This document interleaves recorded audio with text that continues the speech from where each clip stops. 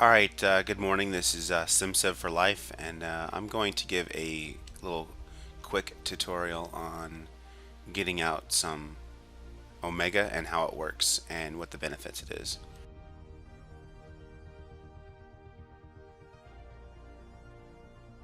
Okay, so this is my second city that I had just created uh, just to branch off from my main city. So we're going to go ahead and skip over to the first one so I can show you a better basis of it. I don't have any industry in the city yet, so.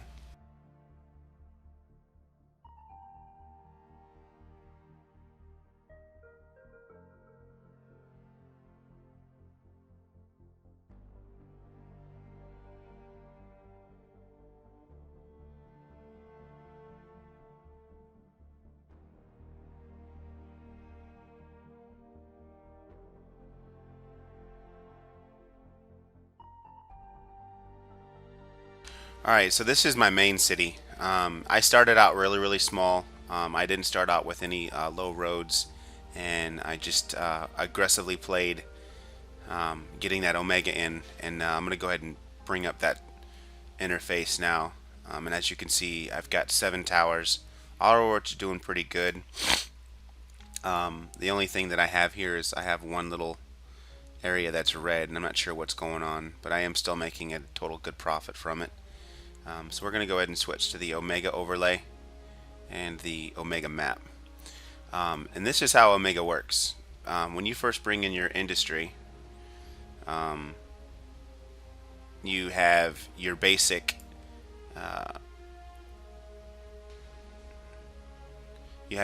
industry here. So what happens is when you make these Omega factories,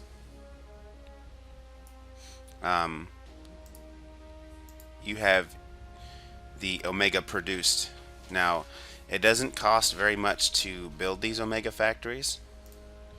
It costs about 30,000 and about 100. So you can get your Omega started pretty quickly, maybe in the first 3 or 4 months of the game, so that way you can have a substantial good income. So you gotta be really aggressive with it, and then just grow onto that. Now, here's where it got tricky. I didn't mine. I didn't use any other type of. I don't have any oil, I don't think, in the city, and I have a little bit of coal, but I haven't used any of what was originally brought to me. So you can import coal, or not coal, but mine and oil at a relatively low cost. You want to use only one trade port or trade depot to start off with, and one node for each, for oil and oil and ore. The reason why I say this is because you're going to deplete your coffers here pretty quickly, and if you do it that way, you're not going to be able to go be aggressive with it. So you got to start off really slow, and once Omega is on its way, as you can see, the factories itself. Let's go bring that overlay back up. All right, the factory itself makes Omega, like right here. These little 3 ones here. I have a drone producing factory on each of my factories that I have for Omega. Now, what happens is you can see the yellow here. I'm going to get to this in a minute. Those are gold mimbles for residential. I'm going to explain how those work.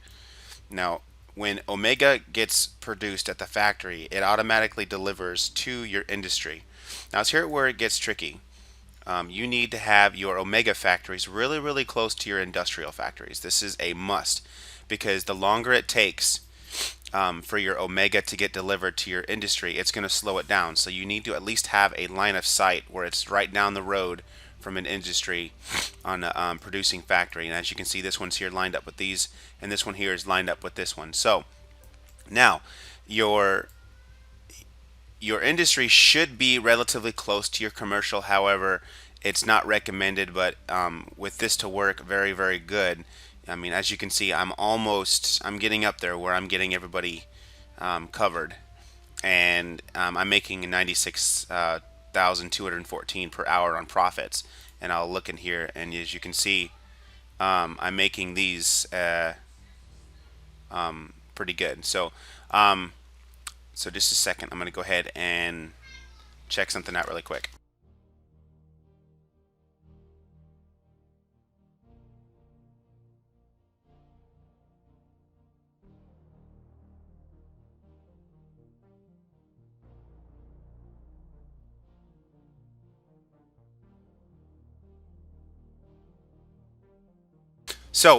Yeah, I'm back, and basically, as you create your other trucks, not other trucks. I'm sorry, I was reading this. As you create other cities, you can volunteer other trucks, and you can also make your city additional profits. Now, I'm going to bring up my commercial overlay in relation to my industry. As you actually can see, all my commercial district is within range of not this one here, but it's right here within range of this one, and it's within range of my industry, which I should point out, which is right here, and it's right here. These two, this line of industry. So honestly, it's not that far where you see where the industry is coming from. As you can see, there's my industry layout. I'm going to zoom out just a little bit. All right. So as you can see, I have a little bit of industry here, and then I'll bring up right there, popping up right there in the middle, and I got some right here. I should delete those because it's not really doing me for anything. And I do have a little bit of commercial over here. So I recently just bulldozed a couple of residentials, and I put some industry here. It's kind of high tech, and so it's right next to this industry here, or this commercial district. Now I'm going to go back to the Omega, and as you can see, I've got one of these buildings here, 3 out of the 4 already converted. Now, when you buy your drones node for the Omega factory, all right, these residentials, they call out for buy drones, and these drones go into here. Now, if they make a subscription to it, they eventually become gold members, but they also have to get drones or Omega to them for them to be able to stay as a gold member. Now, the benefit of the residential becoming a gold member is that you get twice the amount of profits from it.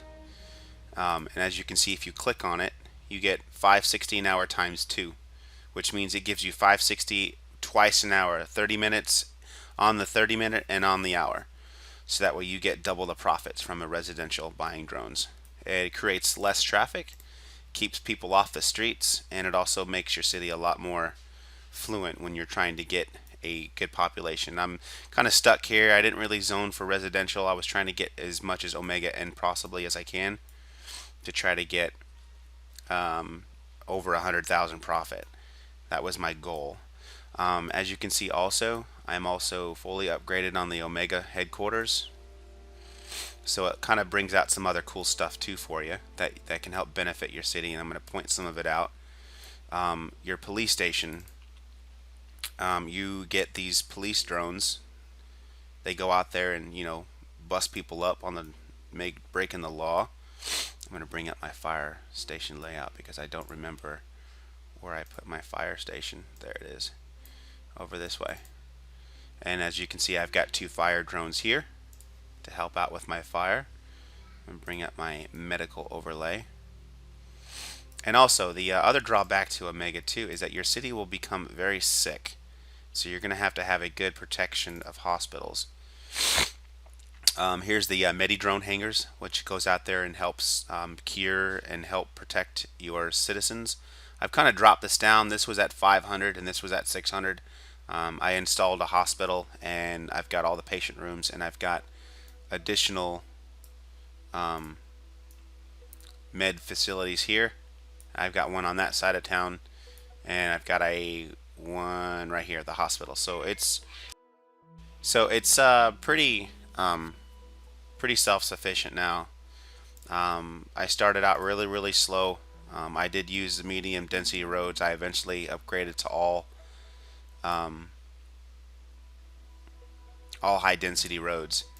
And if I do recollect, I don't know if I actually have it. Yes, I do. I do have a streetcar depot to help. I recently went to that prior to or after I did the maglev. Traffic was getting a little crazy, but streetcars is under 20 minutes, buses is at 20 minutes, and my maglev is at 0, and I've got about 50,000 people a day using it. And I put those all over my roads. And also, when you make your mega towers too, this helps out too. Your mega towers also get Omega as well. They eventually become subscribers too for Omega, but you don't get the gold member status. This is just straight up Omega for, I do believe, your mega towers. This one's still about, oh, it's about to hit profit, but as you can see, I get good profit from that one. So you want to zone your commercial next to your industry, and you want your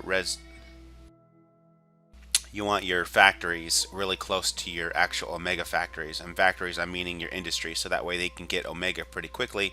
And then you want your commercial districts next to your industry, which is here, are relatively close.